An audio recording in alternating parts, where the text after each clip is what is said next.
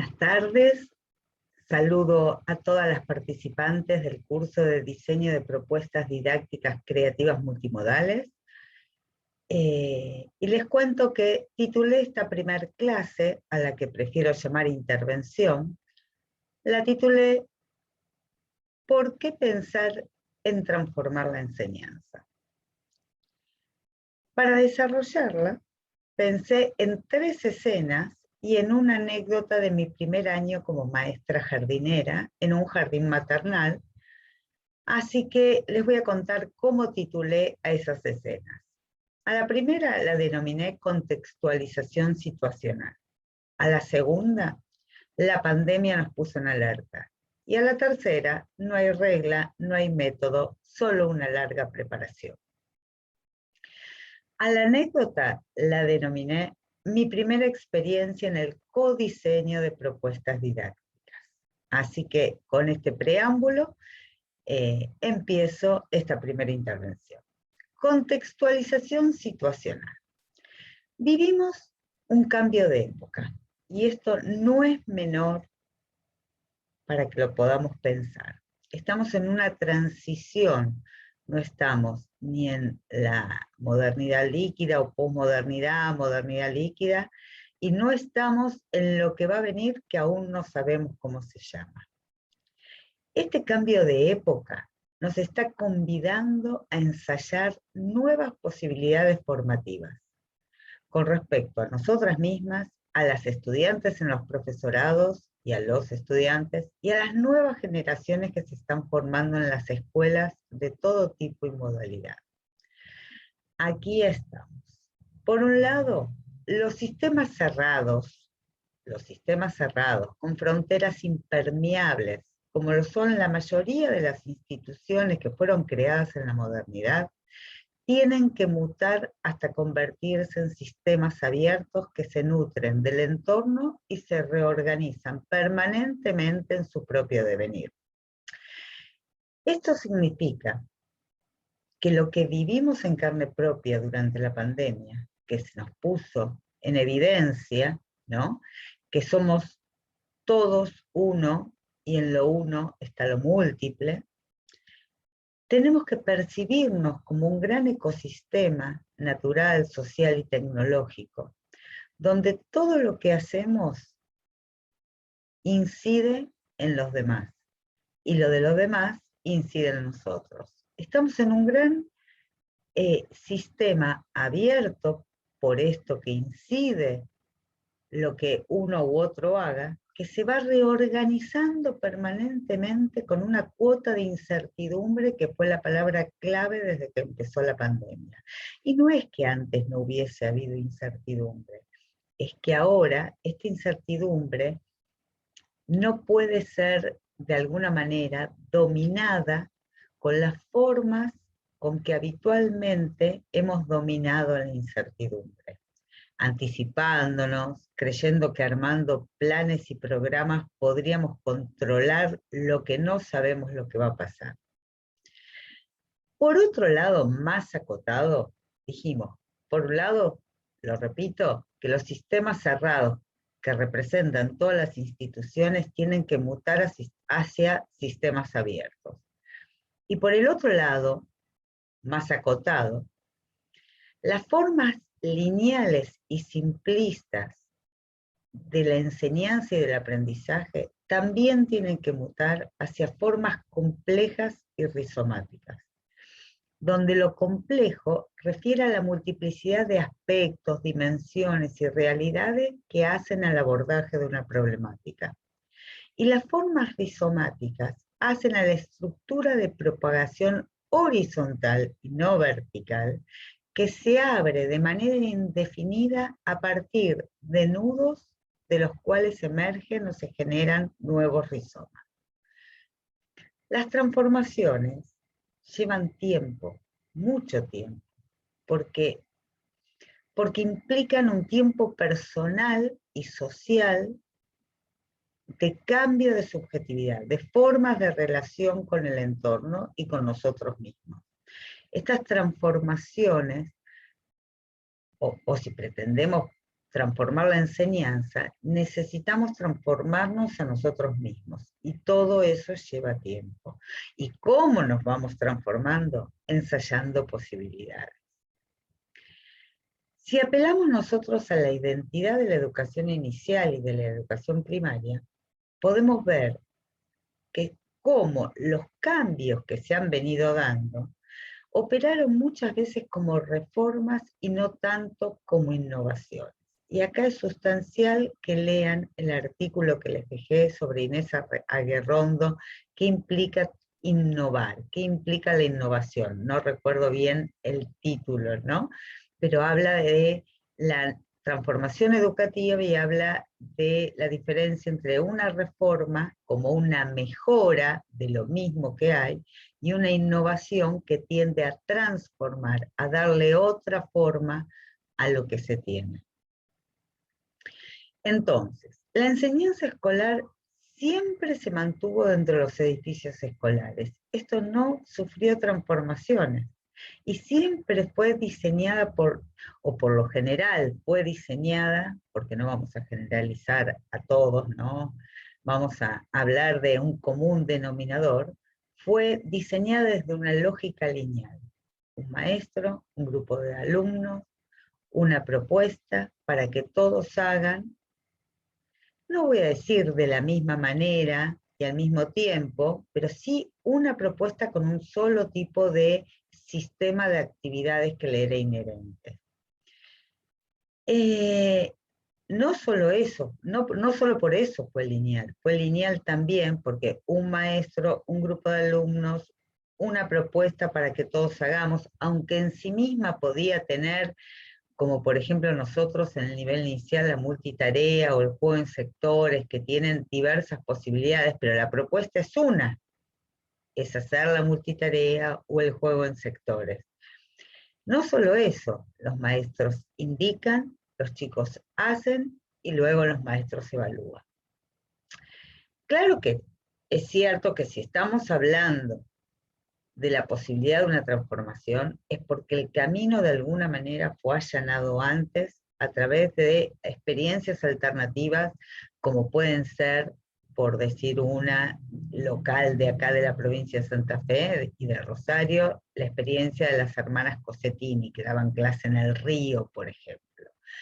Pero, de todos modos, siempre estuvo pensada, o sea, fueron alternativas que fueron abriendo el terreno, fueron abonando el terreno para una transformación, pero hasta este momento, en que fuimos trasladados de los edificios escolares al edificio virtual, no se había dado esta observación, ¿no?, de que una transformación era posible, porque nos hemos trasladado y no sucumbimos en el intento. Entonces, ¿cuál es la contextualización situacional que hacemos? Es imprescindible que empecemos a pensar en cómo se transforma la enseñanza a partir de la experiencia concreta que estamos viviendo con la pandemia. Transformación que viene siendo reclamada desde hace décadas. Puedo hablar de Freire, por ejemplo, y anteriormente a Freire de Iván Illich, cuando él planteaba la desescolarización en el sentido de sacar a las escuelas de los edificios escolares, ¿no? Entonces, la pandemia nos puso en alerta. Y con esto doy pie a la segunda escena. La pandemia nos puso en alerta, nos hizo ver la condición de aislamiento a la que nos sometió esta pandemia que estamos atravesando, nos puso en alerta para algunos frente a lo que no estábamos formados y no estamos formados todavía para poder ofrecer una educación de calidad en un contexto de virtualidad en todos los niveles, fundamentalmente. Sobre lo que no estábamos formados. Pero por otro lado también nos puso en alerta sobre un montón de posibilidades que se desplegaron a partir de este cambio abrupto que tuvimos que hacer. ¿Qué nos permitió ver entonces la pandemia? Por lo menos a quienes estamos en el camino de intentar ensayar algunas posibilidades que nos permitan transformar la enseñanza. Primero y fundamental, nos puso en alerta que tenemos que hacer posible que la conectividad y que todos tengan dispositivos tecnológicos se hagan parte del derecho a la educación. Digamos, en todas las luchas que tenemos los docentes y la sociedad en su conjunto, ya no queda otra que hacer parte del derecho a la educación la conectividad y el suministro de dispositivos tecnológicos. Cuando uno lo hace esto derecho, el Estado debe responder para garantizar ese derecho. Y acá ya no queda otra, porque tampoco sabemos qué nos viene de acá en más. Y algo nos mostró la pandemia, que es que tenemos que estar ciertamente preparados. Otra cosa que nos puso en alerta, en el buen sentido de la palabra, no digo que el otro sea mal sentido, o sea, en lo que no estábamos formados no digo que sea un mal sentido, pero nos puso en alerta en el sentido proactivo, de como tendencia hacia lo que podemos hacer, respecto a la incorporación de las familias a los equipos de enseñanza. Y en esto me quiero detener. Cuando sobrevino la pandemia, se creó como una gran masa comunitaria de ayuda de todos con todos. O sea, dejamos de ser la pobre o el pobre maestro solo frente a esto con los niños y empezamos a valernos de las familias, de las familias con todos los integrantes que hay dentro, pero también de las ayudas que al interior de los equipos docentes nos hemos procurado, y con la aparición de otros actores estratégicos, como puede ser, por ejemplo, en el profesorado, que han venido compañeros y compañeras a participar de conversatorios, entrevistas, se amplió el espectro de quién es el que está enseñando.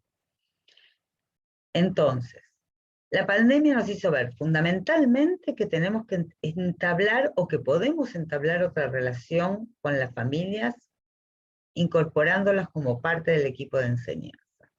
Y que además podemos incorporar a colegas y a otras personas. Otra cosa que nos hizo ver la pandemia y nos puso en alerta en el sentido proactivo, es que podemos expandir la escena educativa a otros escenarios sociales y culturales, como por ejemplo los hogares. Ya no se trata de indicarles o sugerirles o pedirles a los chicos averigüen en casa, sino que ese en casa tiene que estar incorporado como parte del escenario escolar. Entonces ya no es solo incorporar al hogar cuando hay virtualidad, sino preguntarnos hasta qué punto es posible incorporar otros escenarios sociales y culturales. Hablo de los hogares, pero también hablo de las plazas del barrio, también hablo de edificios culturales como puede ser un museo, hablo de aprovechar cuando los chicos van a jugar a casas de otros, hablo de cuando los chicos van al cine, al teatro, en el mejor de los casos, a todo eso. Hablo de incorporar las veredas, hablo de incorporar todo lo que acontece en otros escenarios, desde el diseño mismo de las propuestas, como parte del escenario escolar que se expande. Y esto lo vimos claramente en la pandemia. Es posible que pensemos de manera expandida la educación, incorporando a escenarios sociales y culturales de materialidad física, pero también a escenarios virtuales. ¿Qué nos pasó cuando nos encontramos en los encuentros sincrónicos por Meet, por Zoom, por WhatsApp? ¿Qué nos pasó? Por YouTube, muchas de nosotras acá, ¿dónde estaba alojada la escena didáctica, la escena educativa, la escena donde acontece la educación? Ese se transformó en otro escenario que nos dimos cuenta que puede ser incorporado. Ni hablar, ni hablar de las redes sociales y ni hablar también de lo que a través de Internet podemos encontrar y conformar como escenario educativo, llámese, por ejemplo, un museo virtual. Al expandir la educación, al cambiar nuestra mirada y expandir la educación a otros escenarios posibles, nos damos cuenta que la tecnología ya no solo hay que incorporarla como un recurso instrumental. Las TIC, la dinámica de las TIC, debe ser incorporada a la dinámica del diseño de nuestras propuestas. Sobre esto vamos a estar trabajando. Cuando hacemos esto, nos damos cuenta, y nos dimos cuenta en la pandemia, sobre esto también nos alertó, que ya no es posible proponerle a los chicos que hagan actividades sueltas, sin sentido, sin significancia, porque ellos también, ellos y sus familias aprendieron que aquello que no nos implica, que no nos interesa, que no nos resulta significativo, ya es como que tenemos permiso a desconectarnos, a no participar. No estamos bajo la mirada controladora de la maestra en la sala. Y lo digo controladora en el sentido, podría usar la palabra que todo lo ve, ¿no? Entonces cuando el chico o la nena está en la sala y no quiere participar, la maestra lo ve e insiste y hace, y finalmente con recursos, con estrategias, los incorporamos o los hacemos hacer las actividades. Yo estoy hablando de que la pandemia nos mostró a todos, incluso a nosotras mismas, que aquello que no nos convoca, que no nos interesa, que no nos implica, tenemos el derecho de no participar, de desconectarnos.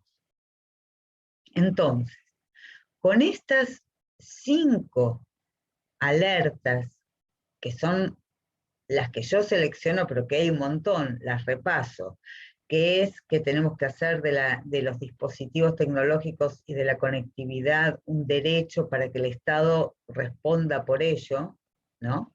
Que podemos incorporar a las familias, al equipo de enseñanza y a otros actores institucionales y no institucionales, pero que los convertimos en actores institucionales, que podemos expandir la escena educativa a otros escenarios, y que las actividades ya no pueden ser genéricas, sueltas, sin sentido, sino que tienen que implicarnos, y para ello después vamos a estar hablando en una narrativa lúdica.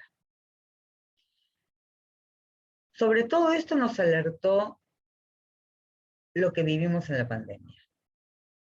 Si lo unimos a la escena anterior, en la que contextualizo que estamos viviendo un cambio de época, que estamos transitándolo y que estamos convidados a ensayar nuevas posibilidades, las invito a que pensemos con esto que acabo de decir de la segunda escena, que repensemos la primera.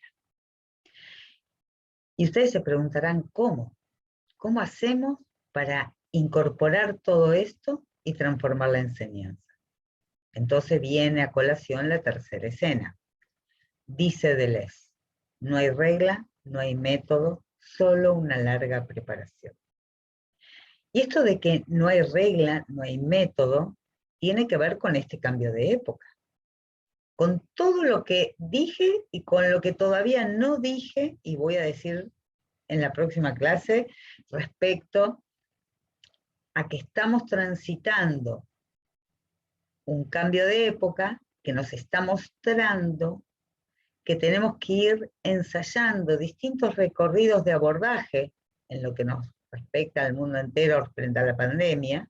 Fíjense cómo se abren espacios, se cierran espacios, entramos en aislamiento, salimos de aislamiento, clases virtuales, ahora todas presenciales, distintos recorridos distintos recorridos, que muestran que no hay un recorrido, razón por la cual tampoco podemos pensar en seguir enseñando con un solo recorrido.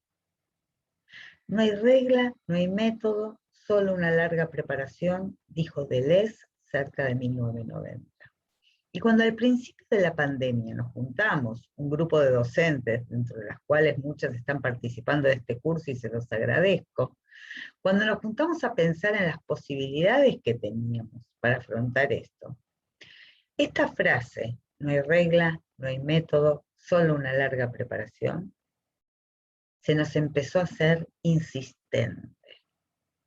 En lo personal, me di cuenta, tomé conciencia, que lo que venían sintiendo, pensando, ensayando, escribiendo, publicando respecto de la didáctica lúdica grupal durante más de 20 años, había sido mi larga preparación.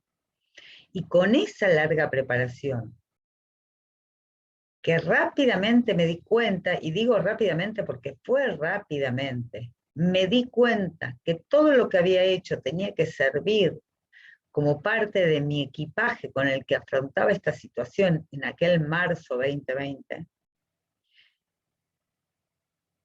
empecé a darme cuenta que me había estado preparando 20 años y que había llegado el momento de empezar a hacer lo que estoy haciendo ahora, de ensayar estas nuevas posibilidades que la época nos está reclamando. Sobre esto voy a hablar en la próxima intervención. Voy a decir ahora, voy a contarles, voy a compartirles ahora mi primera experiencia en el codiseño de propuestas con los chicos y con las familias. Y me sonrío porque cuando lo hice, jamás me di cuenta que eso que sucedía hace más de 30 años, casi 35 o más, hoy lo volvería a traer a escena porque desde esas experiencias me estoy tomando para poder hacer mi aporte a esta transformación educativa.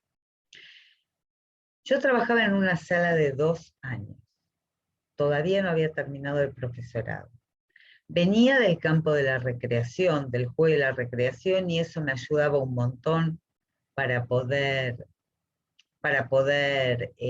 estar frente o como diría ahora, con los niños en el grupo, en la sala. Y entonces estábamos jugando a había una vez un avión que quería volar y subía y bajaba y subía y bajaba y al cielo quería llegar. Todas la conocen, ¿no? Y cuando estaba ahí volando alto con los chicos, con las manos en alto, se me ocurrió preguntar, ¿y a dónde volamos? Y una hermosa niña llamada Florencia me miró y me dijo, a Cuba. 2 años tenía. De más está decir que el jardín donde trabajaba, en época de dictadura, era un jardín de exiliadas uruguayas, todos militantes de izquierda, y este viaje a Cuba de Flor a sus 2 años, evidentemente le había resultado algo muy significativo que ahora quería poner en juego. Traía a la escena lúdica su viaje a Cuba. Y yo la miré y le dije, ¿a Cuba? Pero ¿cómo sabemos dónde queda Cuba y cómo es? Y ella, en su media lengua o lengua entera, porque hablaba muy bien, me dijo, yo tengo fotos y las puedo traer. Miren, se me vienen las imágenes vivas, ¿no? Y entonces agarré y digo, bajemos del avión, terminó la canción, nos sentamos todos juntos y dijo, ¿quieren que viajemos a Cuba? ¿Cómo podemos hacer? Entonces, Flor dice que tiene fotos. Entonces me acuerdo que un nene que se llamaba Manuel le dijo, yo también tengo fotos. Y otro dijo, y yo voy a hacer un dibujo de Cuba. y como pudieron, y lo traigo a colación porque acá hay maestras de maternal que se estarán preguntando de qué manera es posible el diseño de propuestas didácticas creativas en el maternal. Entonces, llamé a una reunión con las familias, en ese momento lo llamábamos todavía reunión de padres, a las cuales siempre venían la mayoría madres. Llamé a una reunión con las familias y les conté que tenía ganas, con los chicos, de imaginarnos que viajábamos a Cuba. Bueno, les conté del grupo, cómo andábamos, qué estábamos haciendo, y les pregunté si ellos se animaban conmigo a ayudar, a hacerlo entre todos, esto de poder viajar a Cuba.